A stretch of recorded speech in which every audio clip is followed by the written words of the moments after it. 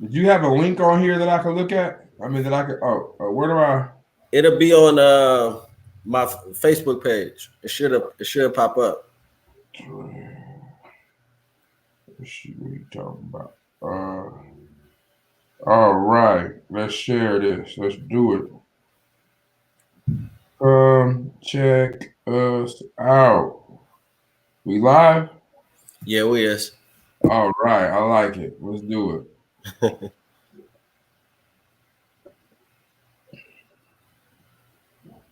what's up, buddy? Not much, man. How you doing? Man, just living the dream, I guess. I don't know. It's been a long week, man. It's been a lot of cases. I had a lot of setbacks this week, man. And just we're gonna smile like Tupac said. Right. And welcome everybody to People Power Hour. Terrell McKinney here, running for state legislature in District 11. Got a special guest, somebody I look up to, Senator Justin Wayne. How you doing? I can't complain. Thank you for having me. Hopefully we have a good conversation and just have a little fun with it. That's all. It's a crazy world out here right now. So it's time for us just to have a little candid conversation and some fun. No problem. It's been a crazy year. How's it been for you being an elected official, trying to do the work during a pandemic? It's been tough, and part of it is I like to get out, and the best part about campaigning for me is going door to door and just talking to people. It's no politics really. I mean, people they're gonna tell you how they feel, and so not being able to have that going door to door interaction with folks has been difficult from a legislative standpoint. Just trying to get a grasp around the racial inequities, the dollars that are going through our community, and me being born and raised in Omaha and watching District 11 and quite honestly District 13, you see the rest of the city kind of booming, and we ain't there, and that frustration. And this year, maybe because personally I'm involved with a couple cases and a couple other things, but this year it just seems like it kind of took a toll, not on me, but just on how I view a lot of everything. Like the baby steps are no longer acceptable. Right. You know what I'm saying? It's time for us to do something in a way that has significant change for the people we represent, and soon you represent. Definitely. What do you accredit the lack of, change or moving the needle to? Courage, political courage, the fact that we don't own our own companies, the fact that we don't have our own dollar. So it's real. I mean, let's talk about the Democrats and our Democrat leaders, right? Like, we don't own businesses. We tend to run nonprofits, and I'm gonna be candid about it just because it's been a long week, and we're gonna have a candid conversation. And there's nothing wrong with running nonprofits. I think they have a great social purpose and solve a lot of the problems or fill the gaps where we need them. At some point, we have to have job creation. At some point, we have to allow our community to grow with good jobs. And so that political courage of saying you can't build here until we figure out how to do it equitably. You can't just buy up this land. And while I believe in the free market and things like that, I also believe in the free market with a conscience. And sometimes government has to step in and say, no, you can't leave people behind. And that's not a socialist idea. That is a very actually capitalistic idea.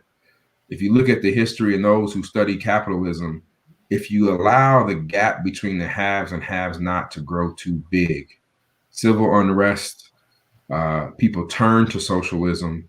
And what I'm trying to figure out, or what I'm pushing for, not figure out, what I'm pushing for is how do we allow capitalism to work for everybody? And in order to do that, you have to acknowledge that there is discrimination, policy discrimination, not overt, but like right in your face discrimination that went up until the 1990s, even 2000s. Wells Fargo with home loaners and subprime lending just settled in the last 5 years a major discrimination suit. So when you look at home ownership, when you look at jobs, when you look at equity, and you look at the starting point of what I call that race of life, you have to acknowledge that we're starting in a deficit. And until we figure out how to address that, until we figure out how to make it truly even for everybody, capitalism doesn't work for everybody. And we got to figure out how to make that work for everybody, or we're doing a disservice. Right. What has been the, pushback in the legislature when you introduce bills that try to address the issue? If you would have asked me this a year ago, I would have found a lot of different reasons. I would have sided with some of my colleagues about money and we can't afford it and those kind of things. But now we can't afford not to. And really what it comes down to is the uncomfortable feeling. People don't want to be uncomfortable. People don't want to have to acknowledge that when I was growing up, there was still racism. People don't want to acknowledge that my family might have an upper hand when it comes to buying land and farming and those kind of things due to policies that were implemented generations ago, but still carry on to this day. And that's an uncomfortable feeling. And people don't want to have to deal with that reality of uncomfortableness. And so I think that's the problem, is you have to acknowledge something you don't want to acknowledge, and then you have to be uncomfortable about the future, or at least that present short future, to make a change. And that's hard for people to accept. And I think the situation we in is really giving everyone an opportunity to take a step back and evaluate what's going on and what really needs to change. And one example, I point to is, like, people have always said, move on, slavery was so long ago, but on the ballot right now, we're voting to eliminate slavery in our state's constitution. It's not that far away. No. And so, I always get asked this question about, what do we do about police and community relations? And this goes to the slavery point and to the discrimination point. People have to remember that my father, who is graduated high school in 1966 in Omaha, Nebraska, when he was growing up, it was the police who would discriminate, who would pull African Americans out of their car and beat them or threaten them or treat them differently. And if you go down south during the 60s, 70s, it was even worse. So I was taught, not through any words of my father, but through the interaction and the stories of what happened to my father. This is one generation ago. Not to necessarily trust the police, because they were working for the other side, for the enemy. And what people, my colleagues, and what other people think is, well, Justin, you start off on a clean slate. Well, that's not how it works, because the culture around me and the stories that I heard about how police were treating people, and then when I'm old enough to drive, I have an altercation with the police, or I have what I feel is unjustifiable action. It reinforces what was taught to me through stories and conversations with my father that was just one generation. So they act like, to your point, it was 1865, but they want to ignore that there was Jim Crow and that there was discrimination, really, again, today. And so people say, well, how do we improve police community relations? Well, it starts with acknowledging that we're only one generation removed from when a cop pulled somebody over in the 70s and it was okay to beat them just because they were Black. So if you look at a person who was taught, basically a father in a culture who was taught not to trust something, you expect me to turn that around in one generation when I have 400 years and basically 40 generations, or however you want to calculate generation? That doesn't make sense. And I think that's not even close to being acceptable, at least from our culture. Right. And then you see those situations playing out over and over again on social media. I don't think it's been a month this year I haven't seen, somebody from our community across the country being assaulted or killed by police in America. I mean, we don't even have to go that far, right? We could look right here in Omaha, right? And so and it's a controversial topic, but maybe because today I read some things that's going to make me say it, but at the end of the day, we would never let a woman who may be raped, who may be murdered, we would never let that woman's character be destroyed. In fact, we have rape shield laws that prosecutors introduced across the country saying we don't want defense attorneys to talk about how much they may have drank before, what clothes they were wearing, how they may have broken the law even that night. Like we are saying none of that even matters when it comes to this crime. But we saw that play out here in Omaha, Nebraska, where a young black man who is the alleged victim, whether we disagree or agree, a grand jury indicted Mr. Gardner. Right. That makes James Scurlock an alleged victim. And I have never seen a prosecutor and the community accept the dehumanization and the shaming of a victim of a crime. And again, we can talk about whether there's a grand jury or should have happened, whatever. Under Nebraska law, there was a fair indictment, or what there was an indictment. Whether it's fair or not is regardless. But we've never seen that. And I don't think it would be appropriate if it was a woman. And I damn sure don't think it's appropriate if it's a young black man. But it was accepted. And that's the part of the racism and the systematic issues that we have to address. And that's why I look forward to having you in Lincoln so we can address them. And definitely the dehumanization started right away. It was like he was never, in my opinion, from the lens of the prosecutor, looked at as the victim. I always felt like he looked at him as the perpetrator or the criminal or the person that shouldn't have been there. It was never this man was victimized and something should be done about it. Well, that's the issue, right? And so even when I went on radio and started talking in the beginning, I said, we're not necessarily set up and looking for a victim. And I say we, I mean the Scurlock family. I said are looking for charges. We just want a full investigation. And you cannot tell me that within 36 hours of a death during a riot of over 5,000 people that you conducted a thorough and complete and fair investigation. And that's regardless of whoever died and whomever caused it. I think for a defense counsel, we want a thorough investigation. And for the victim, you want a thorough investigation. And so after he announced that he wasn't going to do charges and then came back and said, yes, he'll do the grand jury, the Omaha police put out 2 different press releases looking for key witnesses. So that means they didn't even know who they were when he made that announcement. Mm-hmm.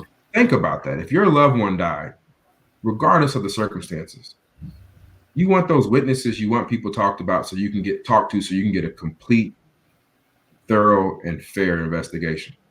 But it goes to the benefit of the doubt. And the fact of the matter is, time and time again in our judicial system, we don't get the benefit of the doubt. And other people do. And it could be rich, it could be white, it could be purple. The fact of the matter is other people do. And I'm going to tell you a case that if people are looking, can go look at. There's a case by, because I've been looking at other cases, Dante Goins. Dante Goins shot and killed a young man named Lofton. Terrible thing that happened. Both people, I mean, it was a terrible thing. But what had happened was Mr. Lofton actually attacked him first. His own mom testified to that. Mr. Lofton put Dante Goins in a headlock and he opened up fire. He's sitting right now on conviction of a second-degree murder. And all I'm asking is, how come that investigation was thorough and complete and you had enough to charge, but in 36 hours you didn't? Right. I mean, there's a disconnect when the facts are so similar and you have one person sitting in jail and one person not even charged.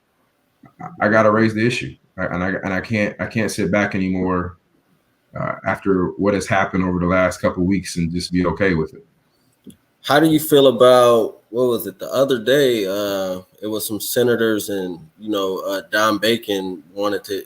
They're trying to introduce some police protection legislation or whatever to basically restrict the freedom of speech and the right to protest. How do you feel about that? So there's a couple things. One, I can tell you who wasn't at the press conference, and I didn't see OPA, Omaha Police Association, which is their union, and I didn't see the FOP. Those two are the two largest police officer organizations in the state. You got Omaha and you got FOP. So they weren't there. So that automatically raises a red flag for me.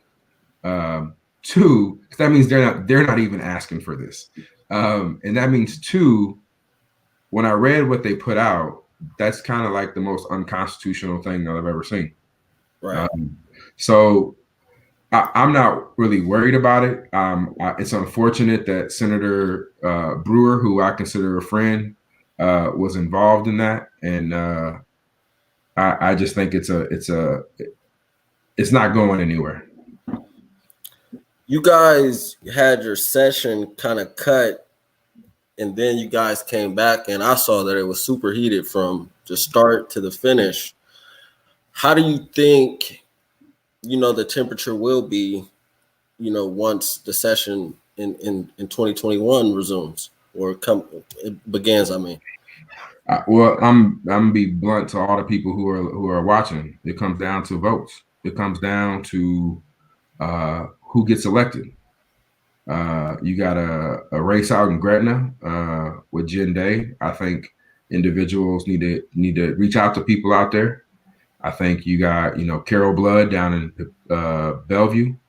I think it's important that you get elected. I think it's critical because we have to have people in lockstep this year. What you saw that last session were Democrats kind of falling off when it comes to property taxes. And we passed this property tax relief and this incentive package that North and South Omaha won't receive any benefits for. And the property tax will amount to pretty much nothing for North and South Omaha. So it comes down to votes, and people want to be, and I guess this is why I'm a little different than what you would have asked me a year ago, is because, I believed in the good, and I'm thinking if we just sit down and we talked multiple times throughout the year, and you just look people in the eyes and say, come on, man, this is like, for real, you can't do this. And they would just like say, okay, yeah, you're right. Well, what we found out was if you got 25 votes, you can do what you want. And if you got 33 votes, which is the override of filibuster, you can do anything else you want. So it really comes down to votes. And people think your vote don't matter. And I can get why. I really can't understand, but I can understand some weird way why maybe at the national level you may think that. I disagree, but if you feel that way, it damn sure matters at the local level. So if you haven't reached out to somebody in District 11, I'm asking everybody to reach out to somebody in District 11 and make sure they vote for Terrell. Because how I look at this, and this is me talking, and Terrell ain't asked me to say this, so you might cut me off, but how I look at this is I drive down 30th Street all the time. In fact, my construction crews are working on 30th Street right now. I've been driving down there my whole life. I've been driving down 24th Street my whole life. It hasn't really changed. And the fact of the matter is the person running against Terrell has been a part of that process the last 30 to 40 years. So why do we expect him to do anything different when he's been a part of that process in some elected capacity the last 30 years? We need somebody who's going to bring a different idea, who's going to bring new ideas, and who isn't scared to hold up the vote and say, no, this isn't going to happen because it's affecting my community. And I think Terrell can do that. That's why you've always had my full support. I appreciate that. What was some legislation you were able to get through this past session? We got a lot done, actually. So we did the African American Commission, and my thought was, I'm tired of the excuse of maybe the governor hasn't heard from our community. So there's a Native American Commission and there's a Latino Commission, and so we formed that. That was successful. We held up the session for about 2 days to get a $10 million grant program for North and South Omaha affordable housing. So those grants should roll out next year for part of it. People were mad at me for holding up stuff and arguing so much about it that I didn't get enough votes for an emergency clause. So it didn't become effect until basically September, October. Well, actually longer, 90 days after session. So it'll be October. and you can't build obviously construction during the winter here. So that's why votes matter again. But also the other part of that is, so we got affordable housing going. We over the years, obviously we increased witness tampering, and that was in the result of the Sergeant LaFleur being killed and the witness getting tampering, and there was a loophole that's been hurting our community for a long time. I passed a bill to, if you're a juvenile felon, you can't own a gun unless a judge says that you're rehabilitated or you turn 25. And the thought process, and actually it's kind of been working, not as aggressively as I wanted, but the thought process was you would have more prosecutors agreeing to motion to transfer as a juvenile, because they always think they could get their hand on a weapon if they turn 19. So we did, for the first year, see a lot of more increases in juvenile transfers. We haven't seen it grow like I wanted to. So we're looking at maybe doing something around juvenile law this year. We also passed first-time home buyers in North Omaha and South Omaha get a $5,000 tax credit. That's never been done before. So if people are looking to buy a home, we're trying to incentivize them to create home ownership in North Omaha and South Omaha. So, I mean, I've been able to get things done, but now I feel like, we got to do something bigger and better now. We got to talk about jobs and growing jobs and economic development.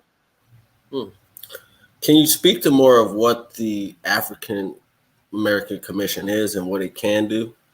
So the powers of the commission are unlimited. It just comes down to budget. You got to request a budget, but my goal is that they start looking at what we call social impact things, such as health, such as economic development, such as government procurement. And it's a commission form that the governor gets to appoint, and we confirm them. But it'll be should be a direct voice to the governor on policies. More importantly, they can come in and testify on bills and help craft legislation anytime. So what typically happens is you have a lot of people. So I'll give you an example: the hair bill, the braid bill, discrimination bill. I didn't really know about that bill until it came out of committee. And so part of it is we just have a lot of different people who reach out to people they know, and there isn't a unified effort to try to move some legislation and make some changes. So we hope the commission can do that. So that's all it is. Okay. I need some water. So, the election is next week. What are some things that you think people should be doing from now until then? Calling people, making sure they're getting out to vote, making sure they're telling people to get out to vote. If they have a ballot, they need to drop it off. If they can't get there, have somebody drop it off at one of the locations. Just make sure on election day people are showing up. You should text, you should call at least 10, if not 20 people and say, hey, did you vote? And that's just what we need to do. It's critical. And CD2, Omaha and Douglas County is our prime time to be on the map this year in the Biden election. But just locally, man, it's our opportunity to really change where we're going. Senator Chambers and I always work together, but I think, with you down there and a couple other people who get elected down there, I think we can, that are young, and I'm emphasizing that, I think we can build a coalition to really make some change. Man, I'm about to call my kid and tell him to bring me some water downstairs. What are some things, I know you spoke on some stuff, what are some other things that you're thinking about going into this next session that, might need to be done that doesn't have to do with economics? One thing is obviously our criminal justice. We got to do something around there. And so one of the things that Terrell's going to introduce, he doesn't know this yet, so I'm making a prime time announcement, is a bill that's going to basically say that if you commit a city offense, misdemeanor offense, automatic diversion the first time. there isn't a city code violation that would render it so bad that you shouldn't be able to be eligible for diversion. And if it is so bad, then it probably should be a state law anyway. And so what's happening is, if you're charged with assault, particularly a DV assault, but assault in general, you say, hey, I want a jury trial, because they file it under Nebraska statute and you can get a jury trial. Then at your pretrial, you say they'll come in and amend it down to a city code violation and take away your right to a jury trial. That means you go in front of a judge, and there are certain judges, no matter what happens, you are going to be found guilty, especially around DV. And so we got to balance that, and we got to say, I understand assaults are serious. They should be charged, and they should have a jury. But you shouldn't be able to be convicted of driving under suspension and not be able to go to some type of diversion versus going to jail for 9 days. That doesn't make sense. And especially when you're driving under suspension is oftentimes due to child support. So I got a job, I'm catching back up, but my license ain't ready. So you arrest me, and now I go do 5 to 7 days in jail. I just lost my job. So guess what? My child support isn't getting paid. So it's the cycle that, unfortunately, these city ordinances are causing. Right, and that's the whole suspending licenses for child support is something I don't completely understand, because it's, as you just said, it's some people that are trying, and for whatever situation they're not able to pay, and then they end up in jail, and you create even bigger cycle. So here would be my answer to that. I passed a bill. I overrode the governor last year, and I passed a bill for a regional transit authority. And we're creating a new board for Matt, and basically we're going to give them they'll be able to tax some more money so they can have a bigger budget. And here's my point to that: if you don't have a good public transportation system, then what's the alternative if your license is suspended for child support? The fact of the matter is, in North Omaha, you're going to have to take a 2-hour bus trip to get to Sarpy County, where a lot of these so-called good-paying jobs are. Like Amazon's going to start off at $17 an hour. Well, that's a 2-hour bus trip. So if you miss your bus, you call in sick because you can't get back out to work on time anyway. So until we have a true public transportation system, we need to look seriously about suspending license for child support. You just can't have one or the other. It just doesn't make sense. Right, and it also speaks to another issue that you was talking about earlier, like the lack of jobs in this community. I think we have to do more to try to empower small business and entrepreneurship growth here in District 11 and in District 13, so people can start working in these communities and they don't have to take that 2-hour bus ride across town to work. Right. So that was part of why I didn't vote for the incentive package, and why I filibustered it and raised a lot of hell the last 3 days was, you look at the incentive package, you're talking about $10 million or more as a real incentive. And what we need in North Omaha is incentive for $250 to $1 million jobs. And what I mean by that is, if you want to start a business in North Omaha, oftentimes they're mom and pop shops, and you only hire 4 or 5 people. Well, those are 4 or 5 people with good jobs, and that's how you grow a business. It's great that Amazon's coming to Sarpy County, but what about North and South Omaha? And so what we ended up doing, and why I was so upset and fighting so hard, is we found a Nebraska Rural Economic Development Package, and it's for small rural communities. And it sets aside $5 million each year for those small rural communities.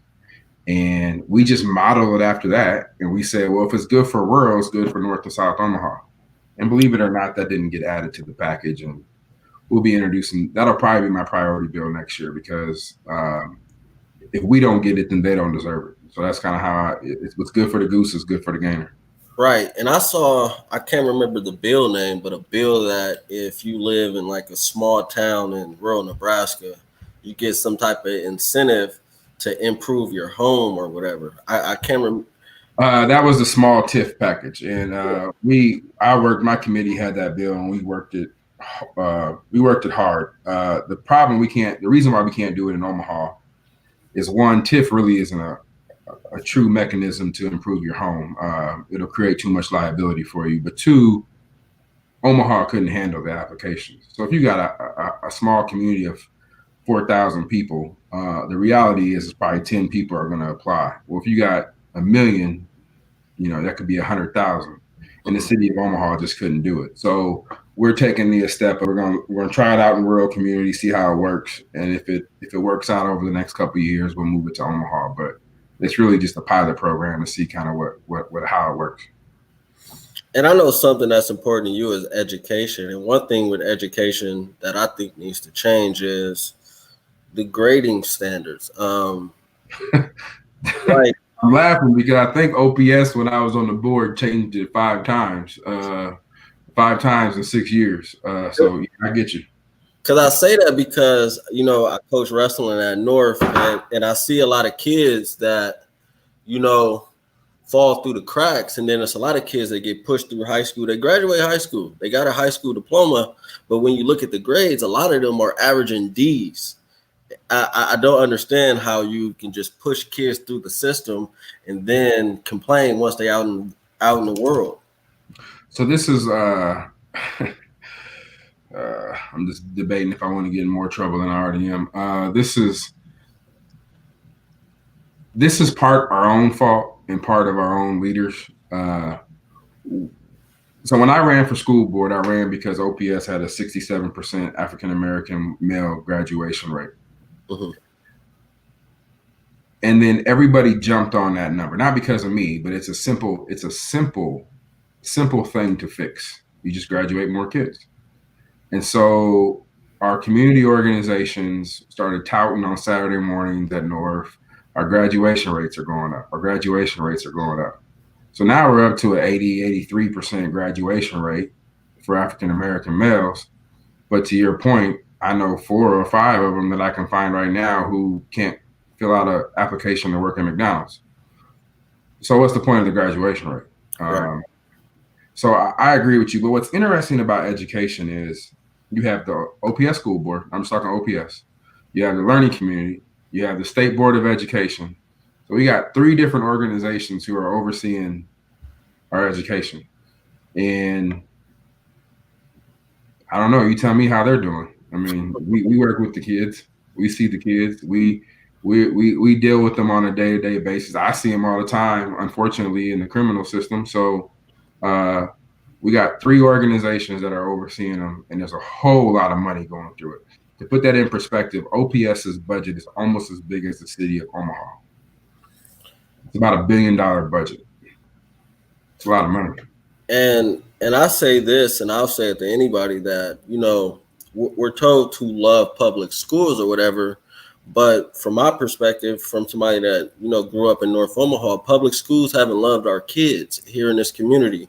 And if we're going to love public schools, we need more resources for communities like ours, because our kids are the ones that are doing the worst on the tests. Our graduation rates aren't the best, but you're touting all this other stuff across town, and our kids don't live there. And I heard somebody, I think I was on the phone today, somebody said, Omaha has some of the best schools. And I'm like, where? In what area? You know what I mean?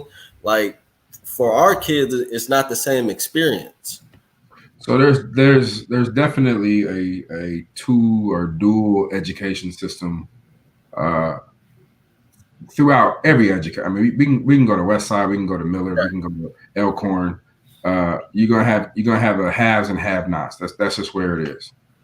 The problem is when it comes to North and South Omaha, when it comes to Black and brown kids, we're ignoring the black tax. And what I mean by that is all the other things outside of school, the health disparities, the income disparities, then all that just gets compounded in between the haves and have-nots. And so when you have a kid who maybe doesn't have the best resources in their classroom, then they go home and they don't necessarily have Wi-Fi, but the ATA hot mobile they gave them is barely working because that's the way our internet and cell service works in Omaha.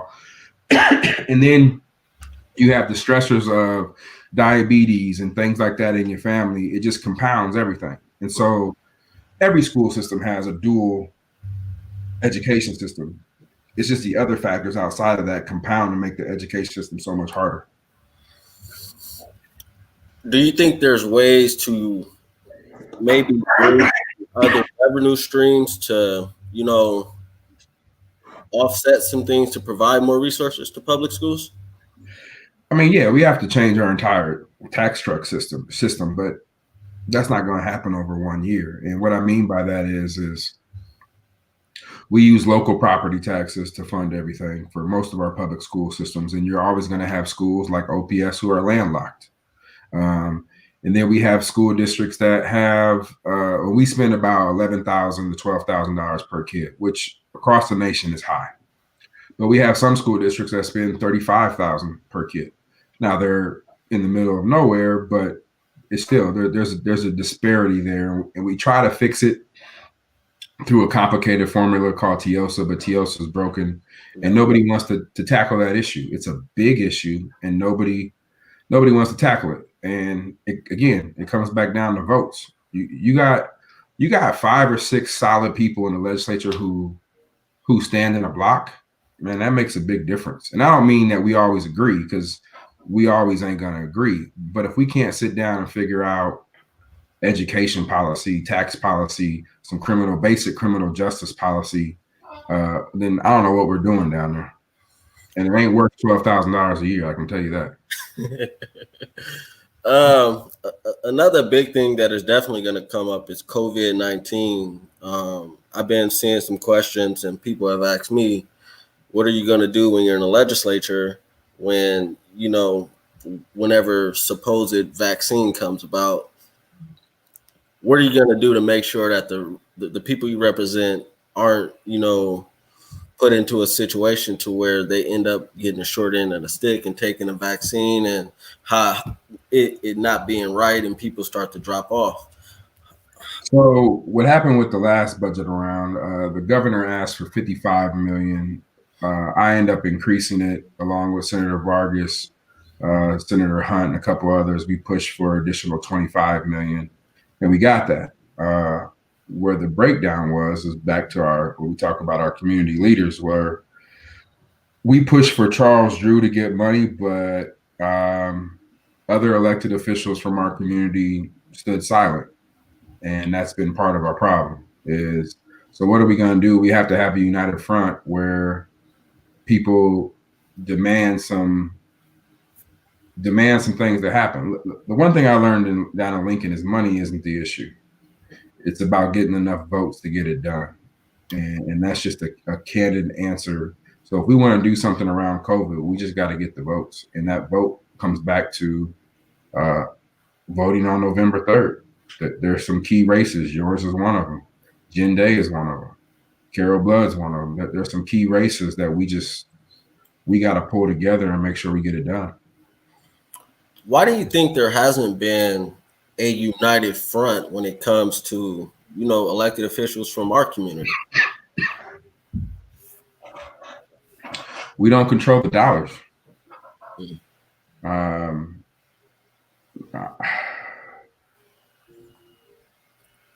It's hard to stand alone. When I ran in 2016, I had every Black elected official against me, I think, except for one. It's hard when you don't have your own economy, that you have to continue to rely on others. It's a lot easier for Terrell McKinney to be like, no, if you got 5 or 6 African-American businesses who are like, man, don't worry about your next campaign. You do what you think is right for the community. We're going to be behind you. When you ain't got that kind of support, you thinking, how am I going to fundraise? How am I going to get my name out there? How am I going to make sure I can run again? And I'm not saying it's fair, because I've never really cared about that. And if you look at my fundraising numbers, I never really did it big like that. But I work people. I went door to door and I worked hard. But that's always in the back of the mind of people is you get caught in by the family, whoever that family may be, of the Omaha billionaires. And yeah, if you ain't got nothing on your own, it is what it is. And especially when most of the elected officials or community leaders are executive directors or directors of nonprofits who are funding their jobs, that's a scary position to be in. I honestly, I guess we probably agree that, I don't take the, get reelected approach of just going in and trying to make it through the first term. I think, like you said before, that we can't go into this next year trying to take small steps, because we need change now. We can't continue to put things off and hope, something to change the next year or the year after, or hopefully somebody comes to their senses. I mean, think about this. There is a $300 million project where they are changing downtown Park. Mm-hmm. Drive by there any day and see if we see people from North Omaha or South Omaha working down there. And if you see any construction owners, there is a $180 million juvenile justice center that's going to be put up. There is a $300 million project that was on 75 North that was put up. There was a bond that was passed from OPS when I was on the school board, $421 million, of which over half of that went to East Omaha. There is a slated project, sewer separation project, that was $5 billion that ran East Omaha. So we're talking 72nd down. That's where the sewer separation project happened. And we've already spent like $3.6 billion. So you have all these projects that are happening in North Omaha, but have the condition of the people around there changed? And if they haven't changed significantly in the last 10 years to 15 years, then we have missed the boat. We are being used. We are being misled by our elected officials, because these are all government funded projects. Now, when we were on the OPS school board, Mark Snow and myself and Senator Vargas, we pushed for an inclusion program. We wanted it to be 14%. We had elected officials come into board meetings saying that it only needed to be 7%. That's over $20 million that we lost going into our Black and brown businesses. So the opportunity's there. I mean, University of Nebraska at Omaha, right? Nebraska Med Center, they want to do a $1 billion project, $1.3 billion, right in the heart of what I would consider North Omaha, or at least East Omaha, right? The Med Center. How many of those jobs are going to go to Black and brown businesses? How are we in the chamber, who is all about code and let's be diverse, how are you gearing up Black businesses to be ready to take those jobs? Because that's how we truly change things. We change things through good paying jobs. Mm-hmm. So we have a history of letting it go and not going to us. The question is, are we going to continue to allow that history to repeat itself with this $1.3 billion project, what the UNMC is going to do? Right. And I know you have pointed to what Maynard Jackson was able to do in Atlanta, as he stood up for his community. I'm gonna say this to Malik Cotton. I see you on there, and Courtney Vaughn. Go look up Maynard Jackson, and I'm just gonna give the short version, because I don't want to take up all your time, Terrell. But I'm gonna give you the short version. Is in 1979 to 1983 in Atlanta. When you look at Atlanta and you look at how everybody across the country wants to say Atlanta is the hopping place for Blacks, you can trace it directly back to Maynard Jackson in 1979. And it was a federal project to start the airport. And Maynard said, if we don't get 30%, weeds will grow. That means we ain't gonna turn dirt, we're gonna let weeds grow. And the feds and all these major corporations said, no, it can't be done. There's not enough capacity. That's always the word used. Not enough capacity for Black and brown businesses to do it. And they brought all these Black and brown businesses in. They said, we're going to figure out how to work together and we're going to get it done under the leadership of Maynard Jackson. They finally caved in and said, fine, we'll give you 25%. That spurred over $1 billion of spinoff businesses from 83 to 95. Maynard was ran out of Atlanta, but he came back and then got reelected and brought the Olympics. And part of the reason he was able to do that is because they built such a strong Black middle class, because it isn't just about construction. If I got a construction company and I need a mechanic, I got to hire a mechanic to work on my trucks. Then I got to have an accountant to do my books. Then I got to make sure I have people help me with the administrative part to get all my paperwork done as my business grows. That's just one way it gets done. And we see it get done all the time in other communities from government contracts. And what I'm telling everybody is to focus on this med center project and make sure we're at the table and we got some jobs. What has been the conversation up to now with the Med Center and those involved in that project to do more to make sure, people from our community are given opportunity? I had a bill on it last year, and not just the Med Center, but all government contracts. And what you'll learn quickly when they get down there is when they don't like your bill, they put a fiscal note on it. And they basically put a fiscal note of about $100 million on it, saying that's how much it would cost. So we've been having conversations.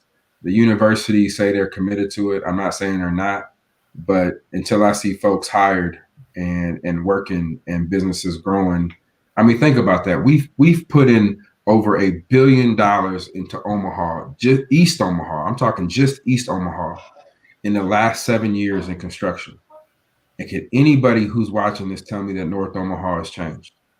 And we ain't talking like super skilled jobs. We're talking things that people can learn within a year or two if they just try. And I don't believe that people don't want to try. I believe that opportunities aren't there for them to grow. Mm-hmm. No, I agree. The rest of the city, you drive around, you see what's going on in Blackstone and Midtown. They're proposing a project at Crossroads. They're trying to make a downtown of West Omaha now. All these different things. You see what occurred off of Dodge, and it's like, but there's still a portion of the city that nothing is being done, and who's speaking for us? Which is why I decided to run, because I'm like, I could sit and complain, or I could try to run and try to do something about it, because we can't continue down this road. Right. And you're the only one who has won. I mean, for those who are watching, I give the African American commission to Terrell. It was Terrell and a couple other people's idea. I didn't really think about it. They came down and testified on it, and they were the ones who were working senators. So at the end of the day, out of the two candidates, you're the only one who passed the bill. You're the only one who actually done it and been there. And so I think that's important. But I think more importantly, it's about the new way of looking at things. And that's what you're about. It's about economics. It's about criminal justice reform. That's what it's about. Definitely. We got, 4 days until Election Day. When you ran your election, get into the legislature, what was your last 4 days like?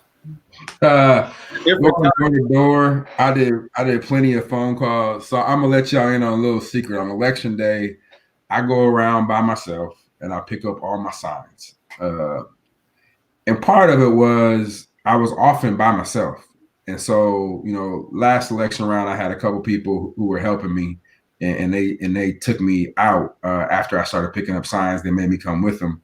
But for the most part, I've always just picked up signs. And my thought was, if I lose, I'm gonna burn them all. If I win, I'm gonna save them to next round. I never ended up saving them, but it was just a way for me to decompress.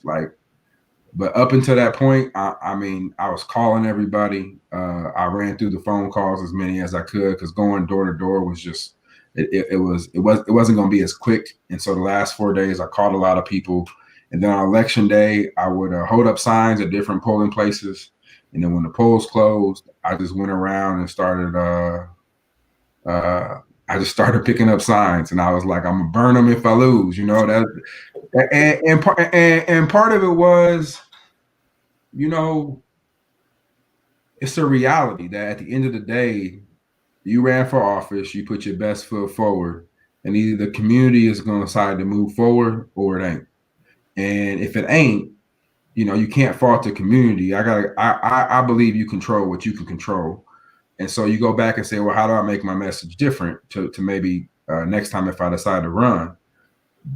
But the thing that, always worked for me was just calling people, talking to them, having other people call these last couple of days, and just at 8 o'clock when the poll closed, man, just decompress, man, because it's a battle. You see some of your best friends stand silent or vote the other way. And you really get to see who and what people are made of. You know what I'm saying? Like running for office shows you who's your friends and who's not. Running for office takes a lot of grit, because you still got to get on here and put a smile on your face and talk when your aunt might be like, I'm voting for the other person. And you'd be like, where'd that come from? They'd be like, oh, well, honey, I just think you too young. And you'd be like, okay, well, let's walk through the issues. And it's like, come on, I shouldn't have to do this. Like, and then they're like, oh, I agree with you. You right. You got a better idea. But I'm like, come on, like, you family. Right. You know what I'm saying? You family. And so it's just that up and down the last 4 days, man. So I tell you, just keep grinding. And then, when you win, I'm gonna walk you through how the caucus works, and we're gonna go in there with our own agenda, and then we're gonna put out, people want our votes for chairmanships. We're gonna have a list, because what's gonna shock them is we're gonna be working together. And so, and the difference is kind of, I'm not saying I wasn't working with Ernie, but we didn't talk like on a regular basis, and I made the conscious decision to avoid conflicts with Ernie.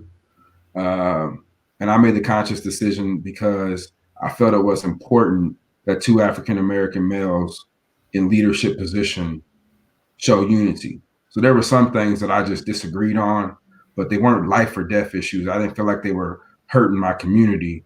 So I just stood silent, or sometimes I would leave the floor just so people couldn't ask me a question about it. Because I felt it was important that we showed unity, especially his last 4 years of never really being down there to work with somebody that he had somebody to work with.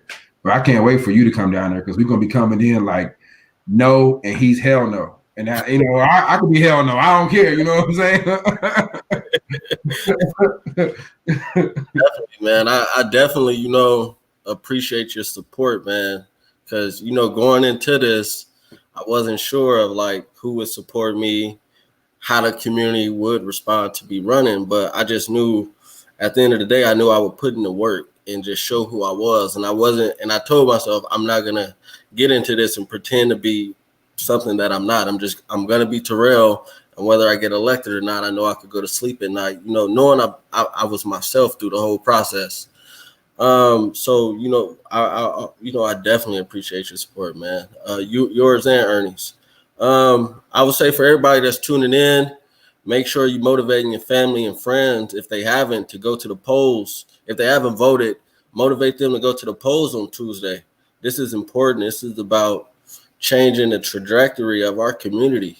We have to step up. Nobody's going to come and do anything for us. It's on us right now to start making that change, to take this community to a better future for not just us, but for our kids, most importantly. Tomorrow we got a yard sign pull up on 24th and Lake from noon to 1 p.m. if anybody wants to come out and grab a yard sign. On Saturday, we're going to be doing lit drops from about 10 to 1. If you want to join us, hit me up. From 4 to 6 p.m., we're going to do a yard sign drive-through where we're giving away yard signs and candy for the kids. And from Sunday on, it's just grinding it out, just still doing the work until it's over. I agree. I was joking earlier about you introducing the bill, but I guess that's the kind of relationship that I feel like we got, that we're going to sit down and we're going to be like, you take, and that's how it works on the other side. When I say the other side of Western Nebraska, like I introduced 50 bills because Ernie only introduces 1 or 2. That's just because he's always playing defense. And to have somebody down there where we can look at some ideas and ping them off of each other and have a bill and you have a bill and we play it that way. So if it's just things like if your bill gets to the floor, I can add an amendment on the floor to take care of all that matters in how we legislate. Yeah. And for too long, Ernie's been down there by himself and he ain't had nobody to throw the ball to. And I only have 4 years with him, and we got a lot done for North Omaha. Like, I got a list that I put out every year of the things that I got accomplished, but I didn't get accomplished alone. We got a lot done, but it wasn't big enough because we've been disenfranchised for so long that 4 years isn't going to change it. But we got to start planning for that change. Yeah. We got to start planning for that change, and it starts with Terrell. So again, I would tell all my guys out here and all my friends and people I know, like, make sure y'all call somebody in North Omaha and be like, hey, I need you to vote, and I need you to vote for Terrell. Like, I ain't saying nothing about say forget about everything else. No, vote down the block, but this election matters. This election matters more than anything else that we do. Definitely. And thank you for joining me. Look forward to working with you in the future. Thank you all for tuning in. Again, if you got any questions, feel free to hit the inbox and let me know if you want to help out over this weekend. And have a good night. Peace, man. Appreciate it. Thanks, man. No problem, bro. Yep.